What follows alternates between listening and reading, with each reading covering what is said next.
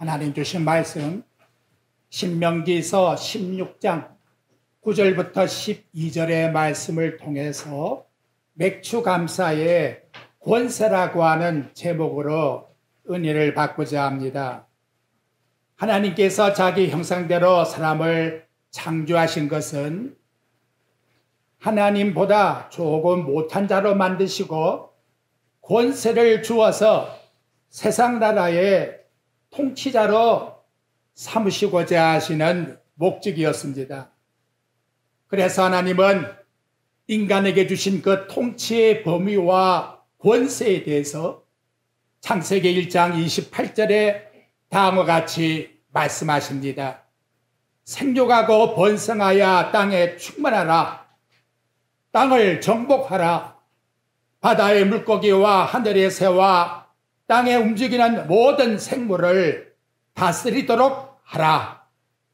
다스린다라고 하는 라다라고 하는 뜻은 지배하는 힘, 능력, 권세를 말하고 있습니다.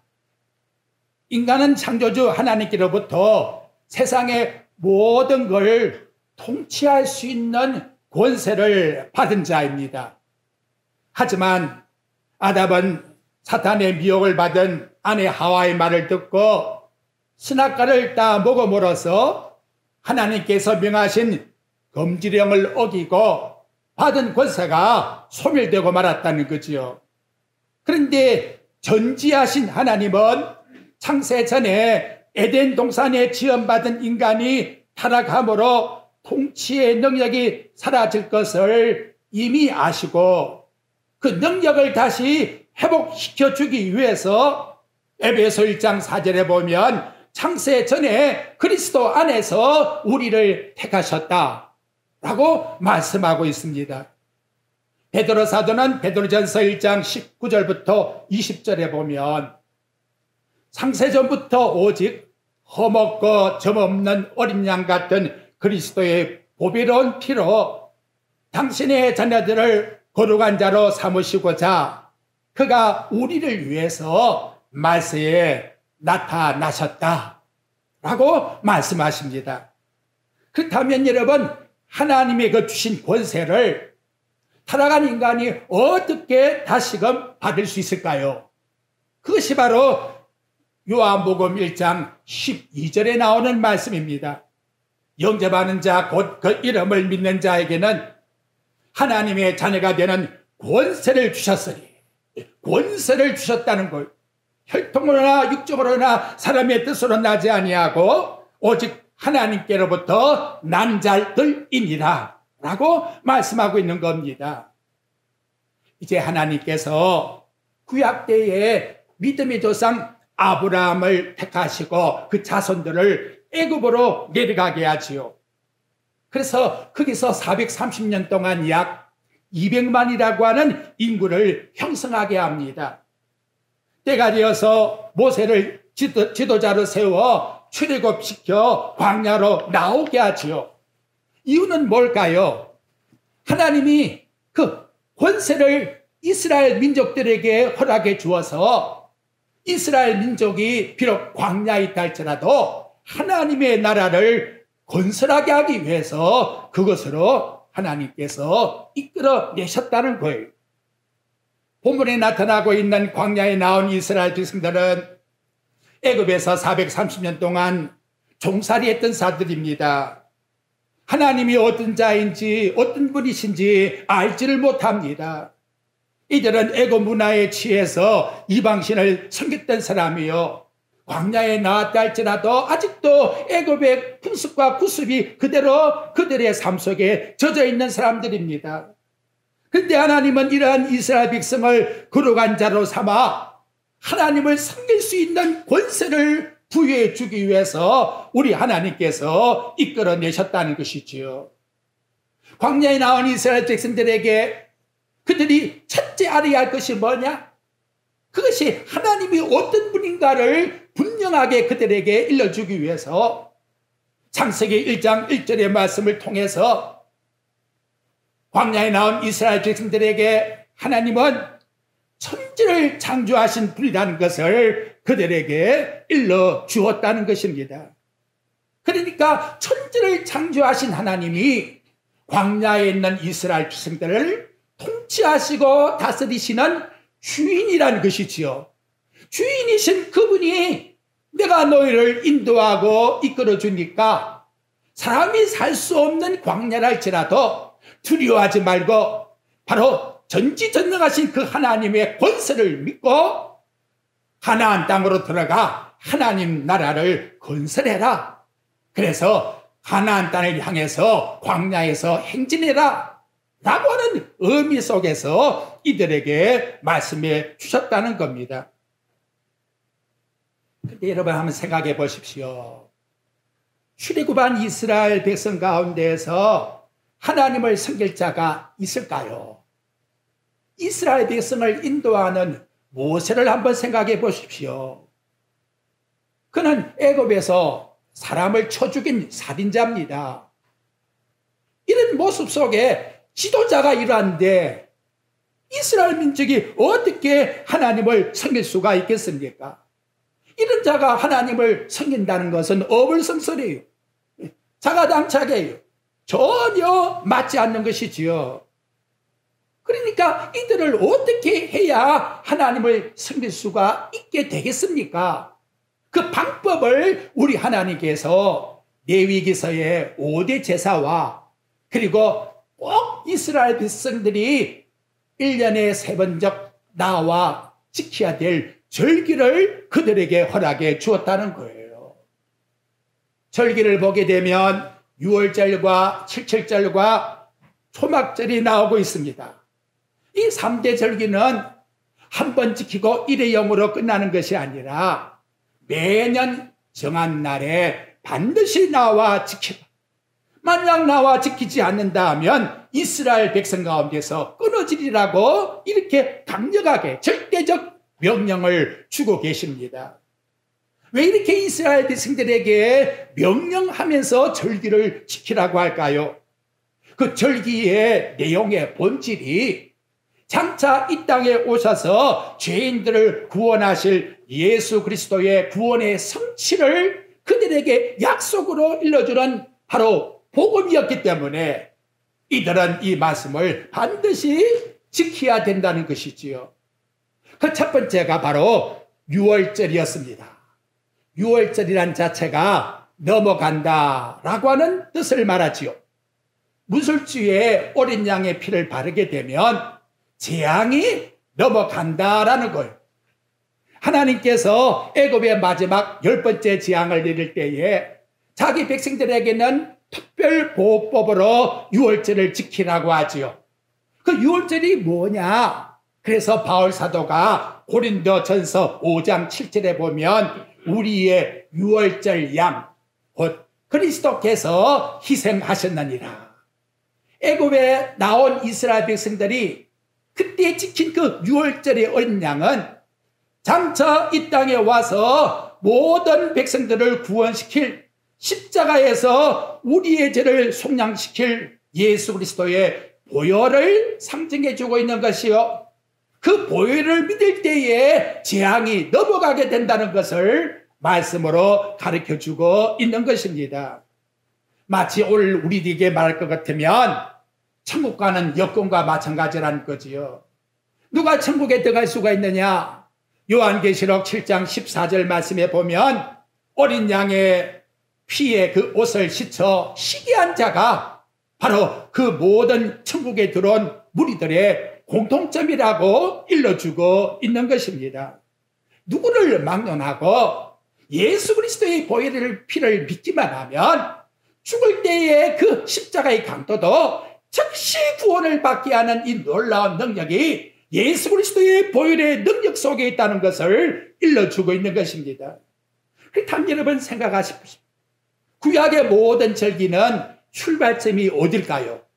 바로 6월절에서부터 출발이 되는 거예요. 6월절이 없으면 맥추절도 장막절도 생길 수가 없어요. 그러니까 모든 절기는 다 6월절에서부터 출발되고 있다는 것을 일러주는 것입니다. 그렇다면 이제 우리 두 번째 이 맥추절이라고 하는 절기는 어떤 절기인가 하는 걸 오늘 말씀에서 살펴보고자 합니다. 출발은 어디에서요? 6월절에서 출발해서 50일째 되는 날이 바로 맥추절이라. 그런데 50을 하려고 하니까 7 곱하기 7 이거로 49. 그 다음 날 50이 되지요. 그래서 일명 77절이라 이렇게 말하고 있는 걸. 10일을 1순이라 그러지요. 그러니까 50일은 5순이. 그러니까 5순. 그런데 사도행전 2장에 보니까 5순절에 성령이 강림을 하신 거예요. 그래서 5순절 성령 강림. 이것이 구약의 맥추절이라는 것을 나와 여러분들에게 말씀해 주고 있는 것입니다. 여러분, 구약 시대 때에는 그리스도의 성체를 바라보기 때문에 맥추절을 반드시 지켜야 돼요. 오늘 저와 여러분은 맥추절을 지키는 게 아니에요. 우리가 맥추절을 지키는 게 아니에요. 맥추절이라는 것은 그리스도께서 우리를 대신해서 다 지켜주신 거예요. 그 완성이 바로 성령 강림을 통해서 그분의 죽으심과 부활과 성천과 그리고 성령 강림을 통해서 완전히 성취된 절기라는 것을 우리에게 말씀해 주고 있는 것입니다. 그것을 사도행전 2장 33절에서 말씀해요.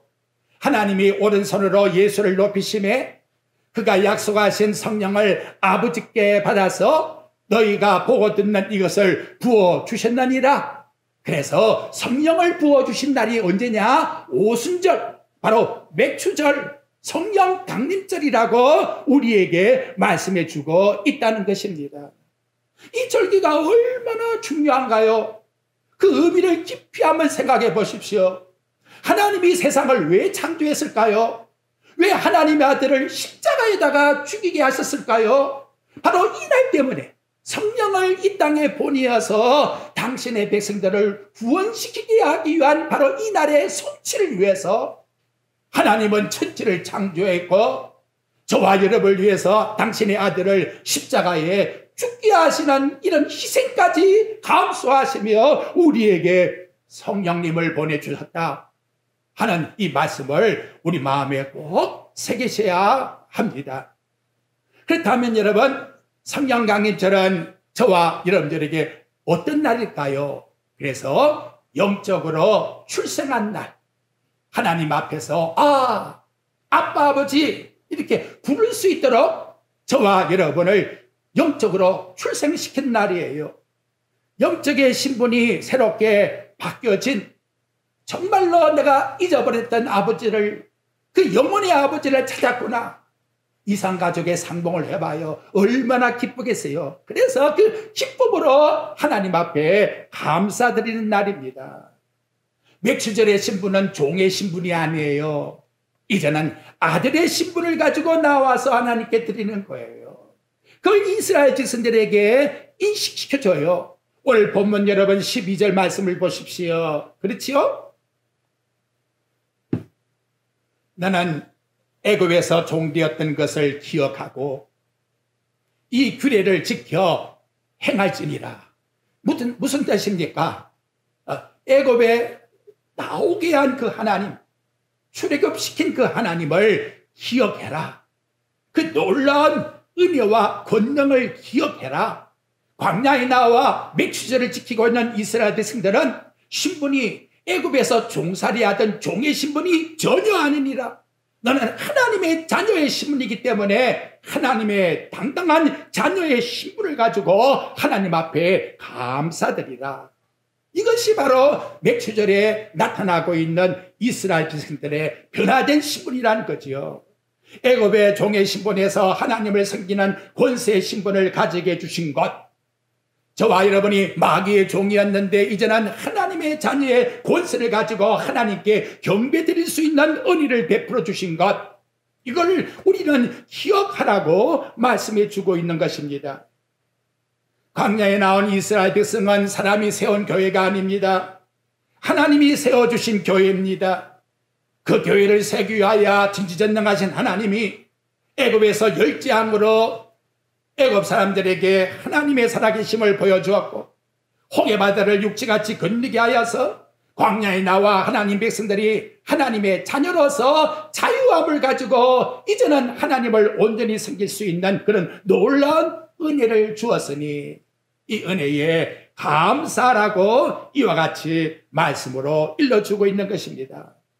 그러므로 여러분, 맥추절에 이스라엘 백성이 안 나올 수 있습니까?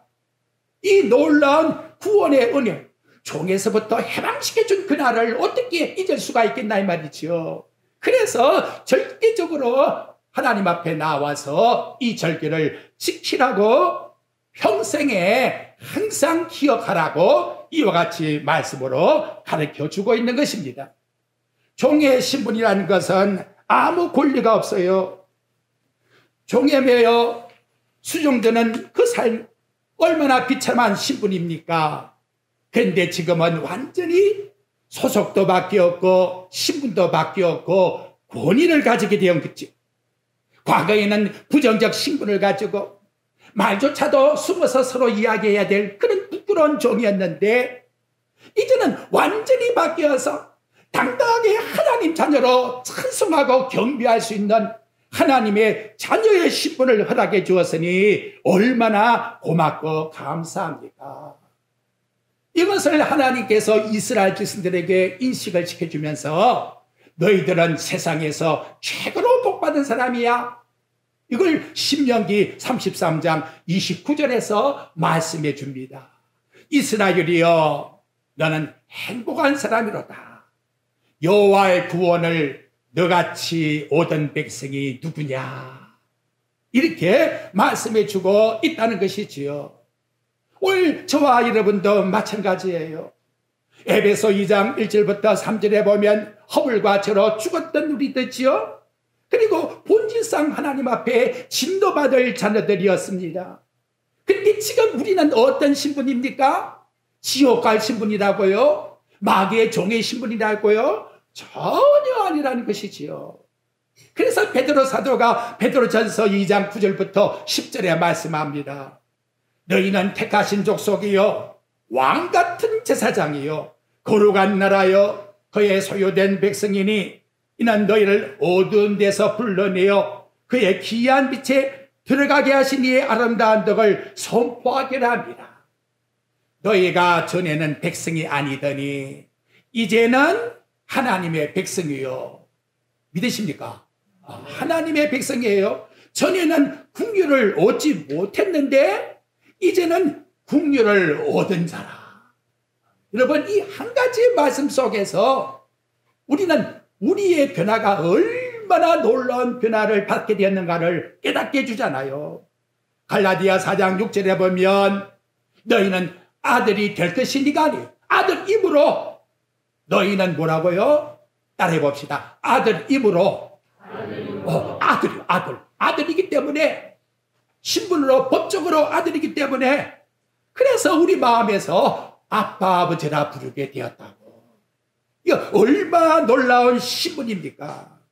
요한일서 5장 18절에 보면 하나님께로부터 난 자는 그를 지키심에 악한 자가 그걸 만지지도 못하게 한다.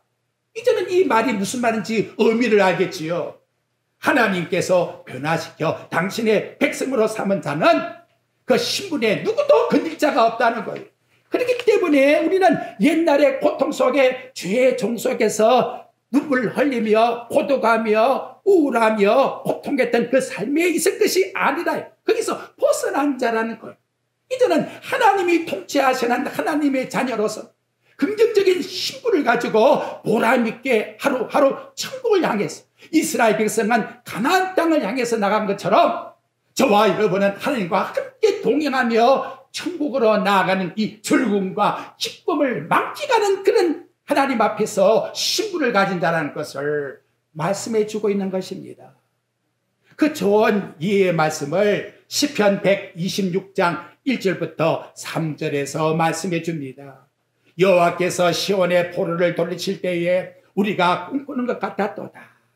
그때에 우리 입에는 웃음이 가득했고 우리 혀에는 찬양이 가득했도다. 무슨 말씀입니까? 바빌론에서 돌아오는 이스라엘 백성들의 그 강력한 모습. 1945년 8월 15일 우리나라의 해방을 맞이했던 분들은 그날이 어떤 날인지를 잊어버리지 않을 거예요. 그날의 그 감격, 그 억압 속에서 벗어나서 이제는 마음대로 자유를 누릴 수 있다고 하는 그 감격. 이스라엘 백성이 바벨론에서 포로가 되었다가 돌아와서 이제는 마음대로 하나님을 섬길 수 있다고 하는 그 자유의 감격.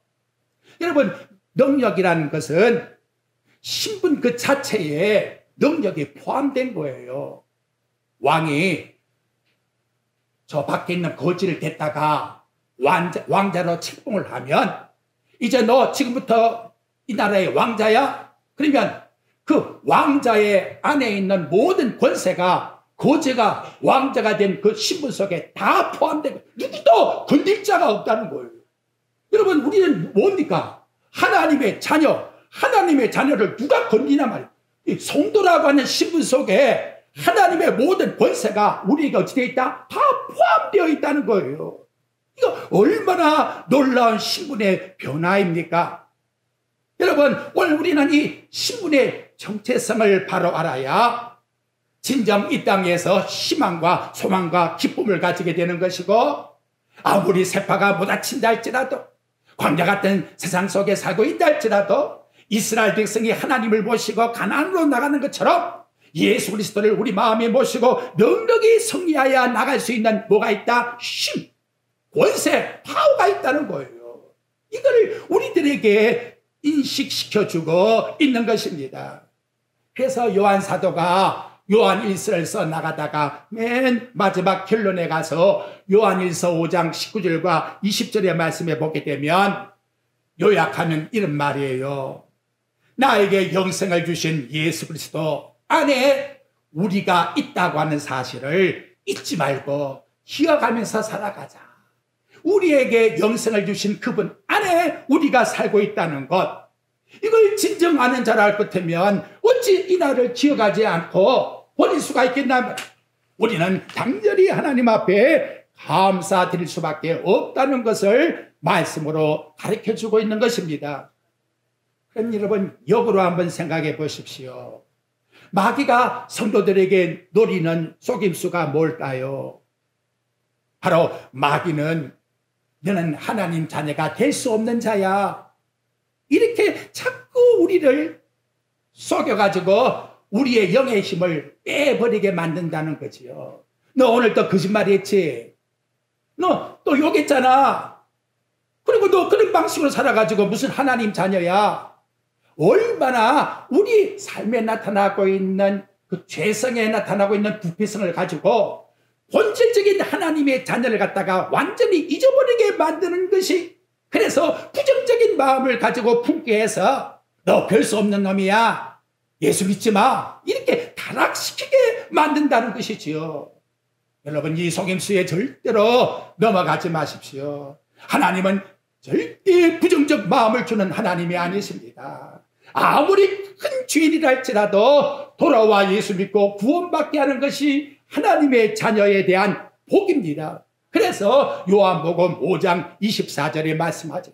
내가 진실로 진실로 너희에게 이르노니 내 말을 듣고 나 보내신 이를 믿는 자는 영생을 얻었고 하나님이 영생을 주셨는데 심판에 이르지 아니하리라. 하나님께서 심판을 이제는 면제시켜 주었는데 누가 우리를 건질 자가 있겠는가라는 것이지요.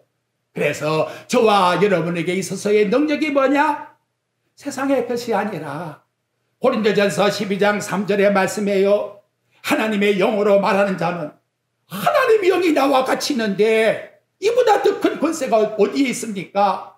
근데 그 권세의 고백이 뭐냐? 누구든지 예수를 저주할 자라 하지 않고 예수를 주라 시인한다는 것이죠. 예수님이 나의 구원의 주가 되십니다 라고 시인하는 이것.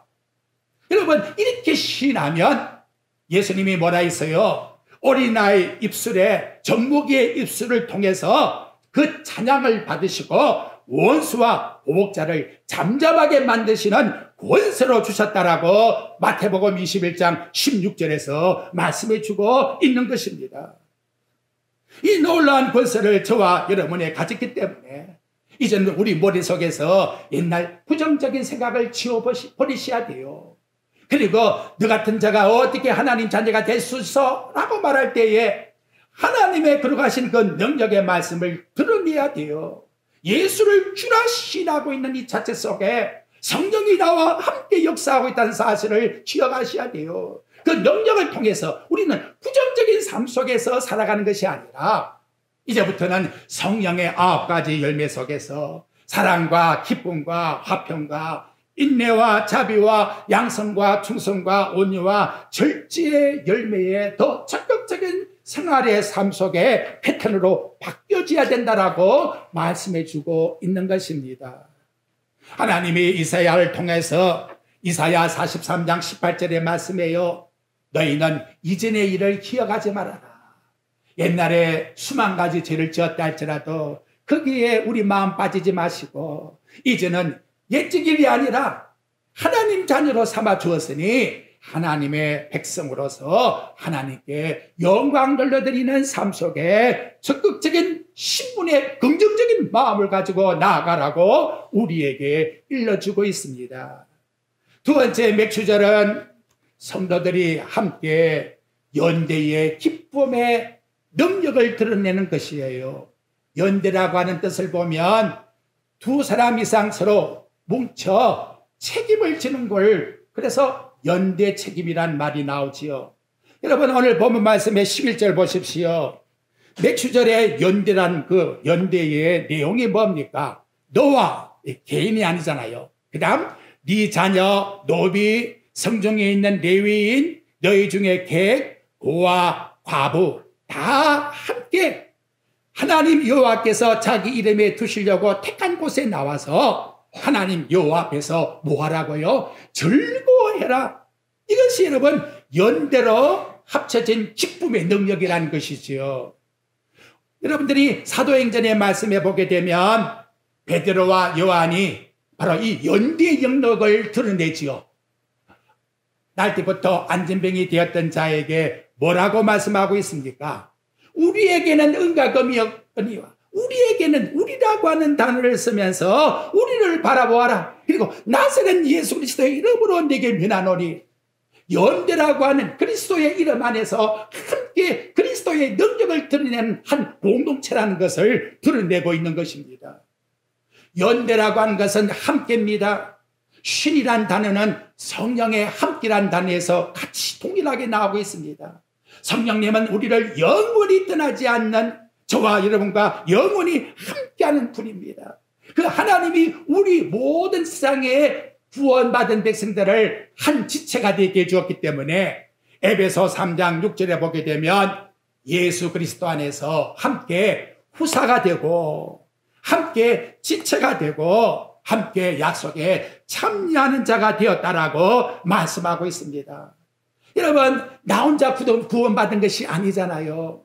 성령 강림절은 성령이 다 이 땅에 당신의 백성들에게 주심으로 말미암아 발생되고 있는 영적 생일날이에요.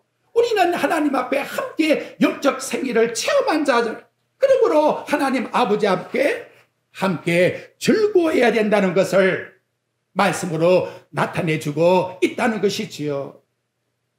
느헤미야 8장 10절에 보게 되면 여호와로 인하여 기뻐하는 것이 너희의 힘이라고 우리에게 말씀해 주고 있습니다. 맥주절에 이스라엘 백성들은 하나님의 자녀가 되었다고 하는 한 공동체의 축제를 드리고 있는 거예요. 오늘 우리 주일날은 어떤 축제지요?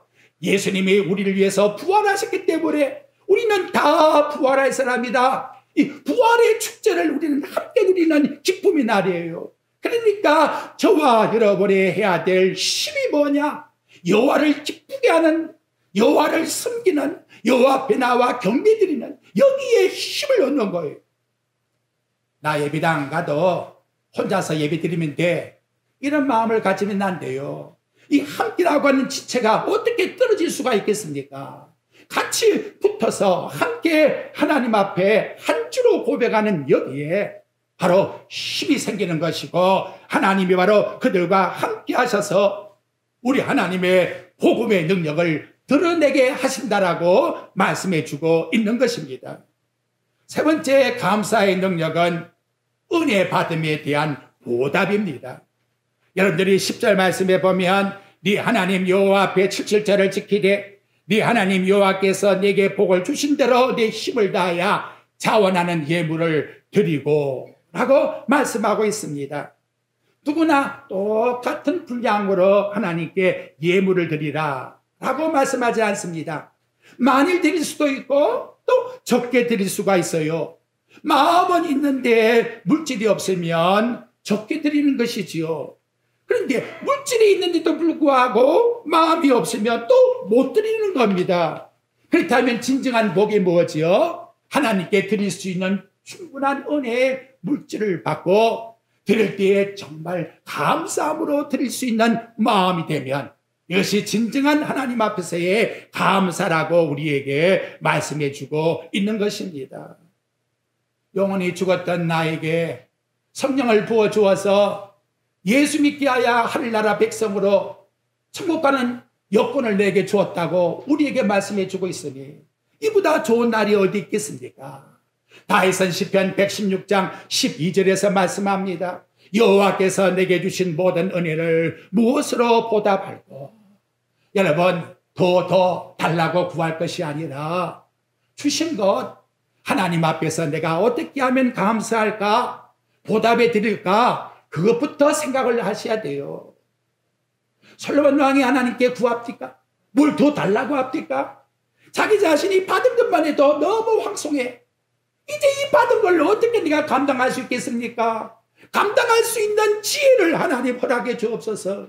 더 달랄 것이 아니라 지금 주신 이걸 어떻게 감당해서 정말 우리 하나님의 영광을 위해서 내가 드러낼 수 있겠습니까? 라고 하는 지혜를 구함이 더 중요한 말씀의 내용이지요.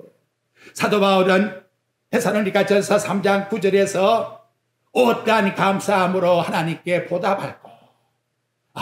정말 행복한 고민이, 너무나 복받은 고민이 하나님 앞에 내가 어떻게 보답해 드리면 좋을까?